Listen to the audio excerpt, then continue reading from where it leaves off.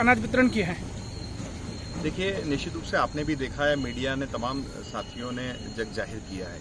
कि अभी कोरोना का संकट की घड़ी चल रही है, जहां पर लोगों का व्यापार व्यवसाय खत्म हो चुका, मजदूरी खत्म हो चुकी, धंधा खत्म हो चुका, दुकानें बंद पड़ी हुई, और ऐसे समय में निश्चित रूप से समाज सेवकों को,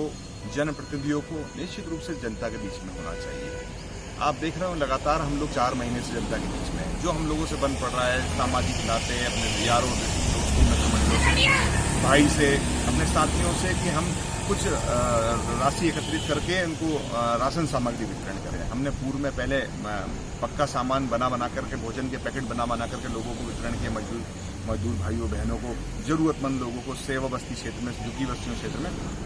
उसी कड़ी में अभी हम कच्चे राशन सामग्री का वितरण कर रहे हैं, क्योंकि बहुत से साथियों को मजदूरी का काम चालू नहीं हुआ, बहुत से साथियों को दुकानों का काम चालू, मोची की दुकान वाले के मोची की दुकान का काम चालू नहीं हुआ, जो सैलून का काम करते हैं सैलून का काम चालू। निश्चित रूप से बहुत नीडफुल और ज़रूरतमंद लोग हैं आज के समय में। उन ज़रूरतमंद लोगों को हम चिन्हित कर करके, सर्वे करा करके, हमारे युवा साथियों के माध्यम से, कांग्रेस पार्टी के कार्यकर्ताओं द्वारा हम लोग जगह जगह हमने लिस्टें बना रखी, और फिर हम जाकर के उनको राशन सामग्री के वितरण कर रहे हैं। जैसा कि अभी देखा जा रहा है कि लॉकडाउन के समय में दुकानें 5 दिन खुल रही हैं, और एक और दारू की दुकानें पूरे 7 दिन खुल रही हैं। देखिए, भारतीय जनता पार्टी को पता नहीं, भारतीय जनता पार्टी की सरकार को, शिवराज सिंह चौहान की सरकार को, कि क्यों चिंता सता रही थी शराब जरूरी है। क्या आज कोरोना संकट में आर्थिक मंदी इतनी आ गई है सरकार के पास कि उन्हें दारू की दुकानें, वो दुकानें खोलनी पड़ी? जिन परिवारों में आप भरोसा करोगे, सेवा बस्ती में, झुग्गी बस्तियों में महिलाएं सुकून से रह रही थी 4 महीने, वो कोरोना से परेशान थी, लेकिन उनका पति कम से कम दारू पी के, दारू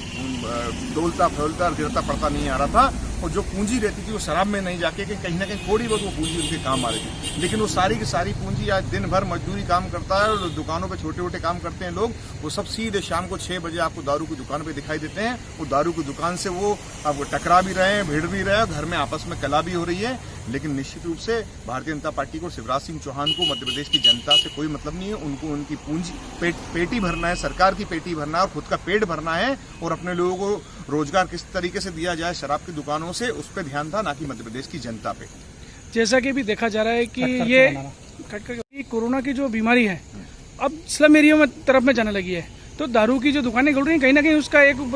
उसमें अहम भूमिका निभा रहा है। शराब की दुकानों का बहुत महत्वपूर्ण योगदान होगा अगर ये कोरोना की बीमारी सेवा बस्तियों में, झुग्गी बस्तियों में जाती है, क्योंकि वो सारे लोग शराब की दुकानों पर जा रहे हैं और आपस में संपर्क में आ रहे हैं। शासन प्रशासन का इस ओर कोई ध्यान नहीं है, वो टकरा भी रहे हैं। दारू की दुकान वाले खुलेआम एक दूसरे के संपर्क में है, किसी प्रकार का कोई ध्यान नहीं है जिला प्रशासन का, स्वास्थ्य विभाग का, मध्य प्रदेश की सरकार का। निश्चित रूप से सेवा बस्तियों में, मैंने अभी संजय नगर में भी एक मरीज निकला है, अभी एक नया बसरा में भी एक मरीज निकला, तो ये शराब की दुकान एक महत्वपूर्ण योगदान देने वाली है इस कोरोना संकट को और भयावह रूप फैलाने में।